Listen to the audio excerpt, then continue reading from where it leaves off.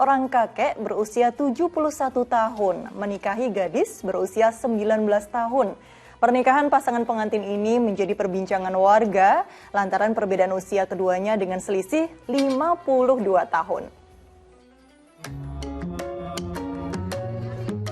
1 tahun menduda romansa kakek 71 tahun warga desa Rancasari, Kecamatan Pamanukan, Meminang Dilah Maulani, gadis berusia 19 tahun, tetangga desanya.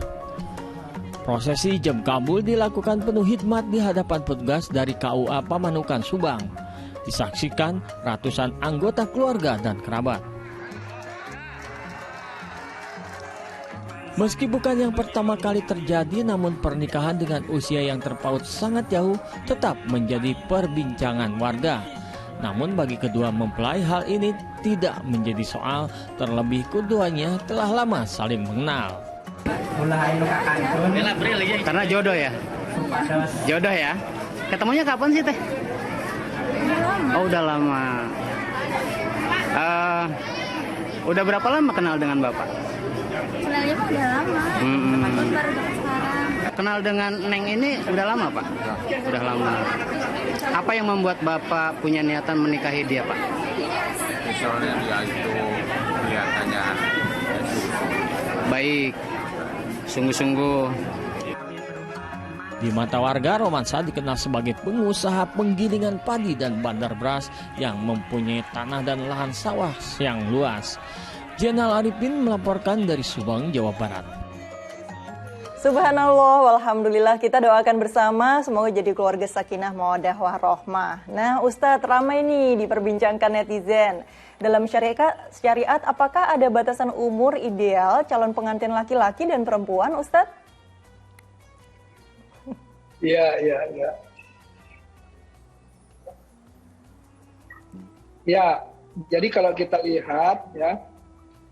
lihat begini, ini sebuah berkah ya, bahwa kekuasaan Allah yang menunjukkan ketika seorang lelaki 71 tahun bisa menikahi wanita 19 tahun. Wah, ini kan Masya Allah ya, perbedaannya sangat jauh. Tetapi ya ini, ayo lelaki-lelaki gitu ya, waduh kalah nih sama yang umur 71 tahun gitu. Enggak, bercanda. Begini nih, sesungguhnya perbedaan usia itu seharusnya tidak bermasalah ya. Kecuali kalau misalnya kita lihat secara psikologis memang terjadi sangat berbeda latar belakang dan lain-lain, cara berpikir dan lain-lain. Biasanya hanya itu. Tetapi kan menikah itu insya Allah dia bisa kemudian sama-sama belajar untuk saling memahami ya. Dan intinya sebetulnya begini, secara ruhiyah ya, kita ini umurnya kan sama sebetulnya. Secara ruhiyah yang berbeda itu kan umur jasadnya saja.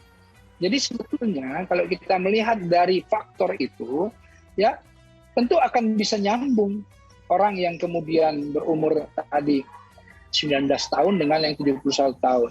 Rasulullah SAW juga menikah dengan Aisyah kan dengan perbedaan umur yang sangat jauh gitu ya.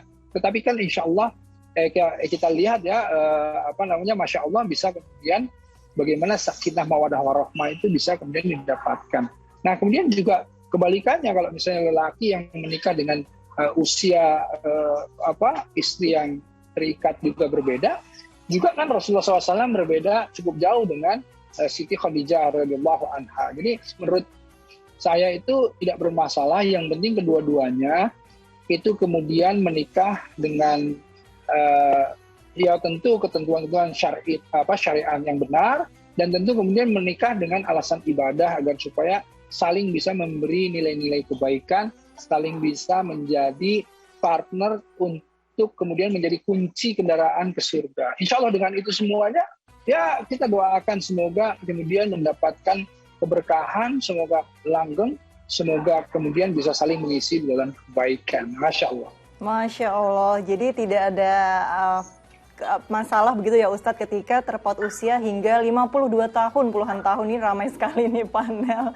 Ustadz, saya juga ingin menanyakan, kalau di Indonesia ini kan juga banyak sekali yang menikah karena dijodohkan ya Ustadz. Nah ini bagaimana menurut Islam ketika ada seseorang menikah, mungkin ada hati yang terpaksa, atau bagaimana ketika perempuan dan laki-laki ini ketika menikah apakah harus saling mencintai, saling menyayangi, dan tidak boleh ada keterpaksaan? Ya, intinya begini, sebetulnya ketika kita lihat ya, saya juga menikah dengan istri saya kan tidak berpacaran ya, artinya kita bertemu ta'aruf selama 2-3 bulan dan kemudian kita menikah, dan disitulah kemudian hunna libasul lakum wa antum libasun lahunna gitu. Jadi yang namanya istri itu adalah libas ya, pakaian untuk suaminya, suami juga pakaian untuk istrinya. Di situlah kemudian kita saling kemudian belajar bagaimana tadi saling berbagi, saling share, dan saling mengisi kebaikan. Nah, tetapi tentu yang namanya menikah itu harus dengan namanya keinginan ya. Karena kalau misalnya tidak bergairah, tidak berkeinginan gitu, itu akan sulit nantinya. Makanya harus ada ta'aruf. Nggak boleh nggak ada ta'aruf gitu. Kalau misalnya diketemukan langsung saya begitu, waduh, takutnya nanti kemudian terjadi hal-hal yang kemudian sulit untuk kemudian bisa bersama gitu ya. Bahkan Rasulullah SAW sendiri pernah ada satu kasus yang ketika seorang wanita datang dan kemudian berbicara kepada Rasulullah, ya Rasulullah, saya tidak bisa berkeinginan, tidak mempunyai gairah gitu dengan lelaki tersebut gitu karena berbagai hal. Dan secara syariat, secara syar'i, dia boleh meminta cerai di situ begitu. Nah ini kan permasalahan yang jangan sampai terjadi seperti itu kalau misalnya sama-sama saling tidak mengetahui. Nah makanya harus ta'aruf untuk supaya mereka saling memahami, bukan memahami, saling mengetahui setidaknya, dan kemudian melihat gambaran-gambaran bahwa ketika tiba-tiba orang ini bisa, tiba-tiba maksudnya orang ini dilihat bisa kemudian amanah ya, kemudian serius di dalam menjalin visi pernikahan ke depannya, dan insya Allah ya itu tadi fa'idazam fatawakal Allah. Tapi kalau tidak ya jangan cari yang lain. Yang katanya menikah itu kata Rasulullah SAW bisa dari keturunannya, bisa dari kekayaannya, bisa dari kecantikannya. Tapi kan yang harus kita utamakan dari apa? Dari agamanya, kesolehannya gitu ya. Nah itulah yang insya Allah bisa menjadi jaminan gitu loh. Jadi ta'aruf dulu lah. Jangan kemudian beli kucing dalam karung gitu ya. Kalau yang tadi itu kakek-kakek sama misalnya anak muda begitu, itu kan sulitnya bagaimana menyamakan kebiasaan-kebiasaan. Yang satu masih pengen begini, yang satu sudah begini. Nah itu yang kemudian harus dilihat ya.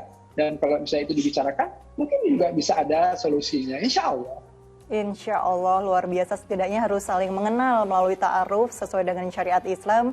Dan kita doakan bersama semoga pasangan tadi menjadi keluarga yang sakinah mawaddah warahmah. Amin.